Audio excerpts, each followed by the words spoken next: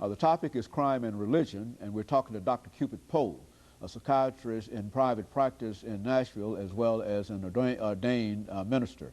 Now, Dr. Poe, before we end this show for today, let's give you an opportunity to highlight what you consider to be the most significant aspects of the inmate study that you and others carried on dealing with the Metropolitan Jail, and to perhaps give us some clues as to how we might be able to better affect what you think that we should try to accomplish. One thing I want to emphasize at this point, Dr. Haney, is that all except one of the inmates that we evaluated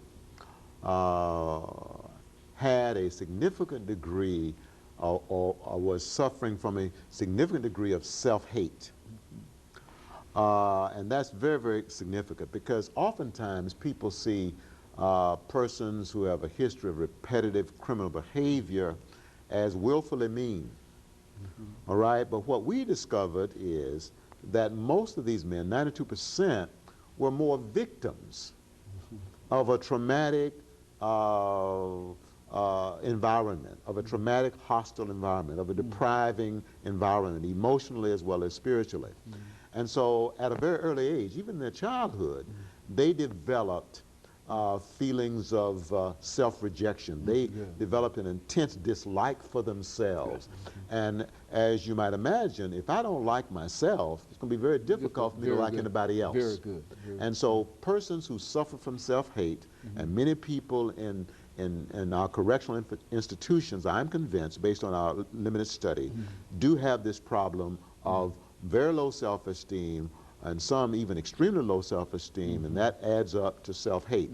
And so then their behavior then is destructive, not only towards others, but it's destructive towards themselves.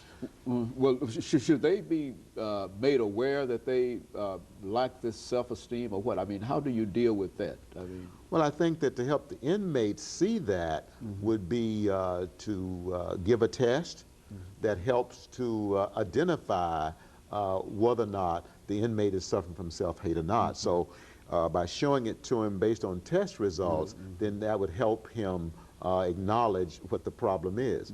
Now, the other thing I want to highlight here is, based on our study of the inmates, we found that the source of their self-hate was primarily a lack of spiritual nurture and guidance in the home, a lack of parental concern, absent fathers from the home, okay? So I would say primarily their self-hate came from the outside, at least initially, but then after it developed, then they became antisocial, they became destructive, so they added to their self-hate, all right?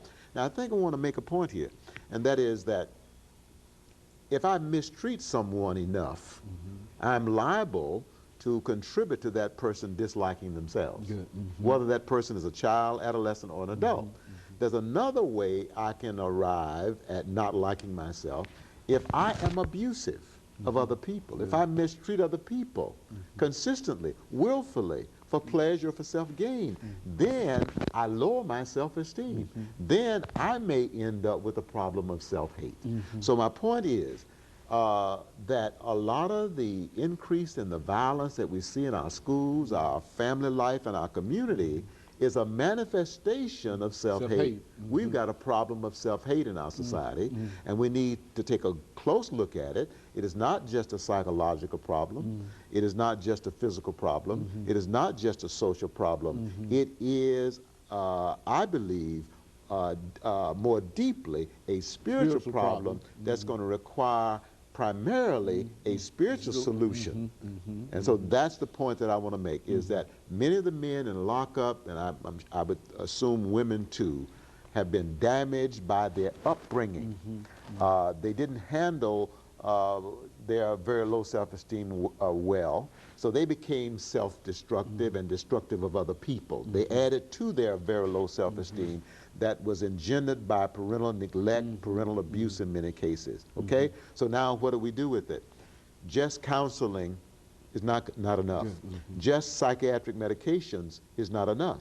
Just being confined is not enough. These people need the kind of spirituality-based counseling and psychotherapy and intervention that's going to help them alter their belief system, because many of them believe that they are no good, that they are worthless, that nobody cares about them, that they're inferior. Now, how do I alter that belief system? Well, I've got to offer that person a belief system that enables them to have faith in a power higher than themselves, and that power is God.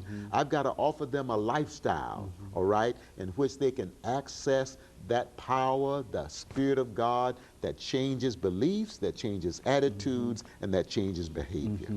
And of course, Dr. Poe, as a minister, I think you would certainly agree with the statement that you hear so often in church, where people say that they felt that their religious experience simply changed their lives. And you're talking now about changed lives. Yes. And the church demonstrates that almost every Sunday. And if you can somehow get these young people in that environment, you see, they might not understand everything that goes on there, but if they can get it into that environment, that there is a change and a life change in force there somewhere, then you're saying that we can do better in terms of meeting the problems of violence. Yes, and I think that we need...